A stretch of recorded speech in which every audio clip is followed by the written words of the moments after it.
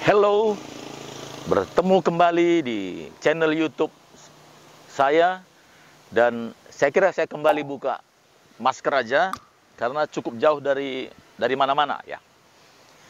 Para mahasiswa dan juga mungkin calon mahasiswa yang saya banggakan ya. Pada video sebelumnya saya menjelaskan 2 kunci sukses studi di perguruan tinggi, yaitu ingat tujuan atau be goal oriented dan melakukan yang terbaik atau do your best. Nah, untuk yang pertama, kunci pertama sudah saya jelaskan tuntas ya pada video sebelumnya, dan pada video ini saya akan jelaskan ya selama 7 menit, sekitar 7 menit saya menjelaskan bagaimana menerapkan kunci kedua, yaitu melakukan yang terbaik itu, yaitu dalam kegiatan kuliah ya.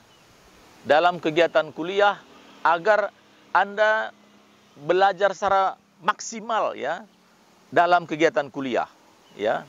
Jadi memang pengertian kuliah kan ada 2 sebenarnya ya. Satu, kuliah sebagai pengertian umum, yaitu misalkan si Aldi kuliah di Unila begitu ya. Dia tidak bekerja ya. Artinya kuliah di sana, belajar di perguruan tinggi untuk memperoleh gelar sarjana. Nah, pengertian kuliah yang kedua yaitu kuliah sebagai salah satu kegiatan akademik ya.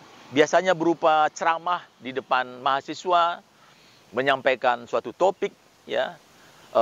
Mungkin dosen menyampaikan materi yang banyak dan mahasiswa dengan dosen berinteraksi langsung ya.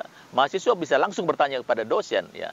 Dan prinsip ini sama saja apakah kuliah langsung ya tatap muka, kuliah konvensional, atau kuliah secara online ya, atau virtual classroom ya, sama saja prinsipnya ya. Jadi jadi baik, sekarang pertanyaannya bagaimana menerapkan kunci ya melakukan yang terbaik ini di dalam kegiatan kuliah sehingga sekali lagi Anda belajar maksimal dari kuliah itu. Jadi di sini saya jelaskan perlu efektif dalam 3 tahap ya, 3 tahap. Pertama, sebelum kuliah ya. Jadi para mahasiswa ya yang ingin memaksimalkan capaian pada kuliah, sebelum kuliah tentunya dia menyediakan peralatan ya, buku, pulpen dan lain sebagainya yang diperlukan. Yang kedua, menyiapkan dirinya sendiri ya, siap untuk kuliah, termasuk mempelajari materi kuliah sebelum kuliah. Ini tentu saja sebelum kuliah Anda tidak begitu paham, nggak apa-apa, karena begitu Anda familiar tentang apa yang akan dikuliahkan, Anda lebih cepat menangkap ya dan memahami substansi apa yang disampaikan dosen ya.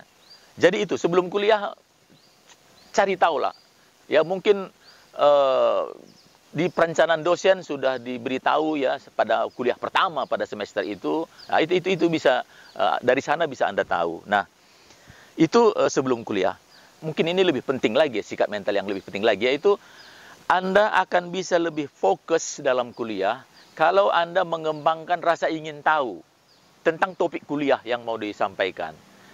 Kembangkan rasa ingin tahu. Kalau bahasa Inggris namanya curiosity ya, kemelitan ya, rasa ingin tahu. Itu akan membuat Anda lebih bersemangat lagi ya, lebih efektif lagi. Nah, juga disarankan di sini Anda maunya datang 10 menit ya, 15 menit sebelum waktu mulai kuliah. Ya, itu hal-hal yang perlu diperhatikan sebelum kuliah. Nah, sekarang saya masuk pada saat kuliah. Pada saat kuliah, ikutilah kuliah dengan aktif dan kritis ya. Ya, berkonsentrasilah mengikuti kuliah. Buatlah catatan ya. Jadi catatan ini 2 fungsinya menurut saya ya. Satu, dalam prosesnya itu mendorong Anda, membuat Anda fokus ya, karena Anda mau mencatat. Satu. Yang kedua, itu nanti menjadi dokumen untuk dipelajari kembali setelah kuliah. Jadi ada yang karena tidak mahir ya langsung melupakan membuat catatan ya. Kalau belum mahir ya berlatih, cari tahu ya.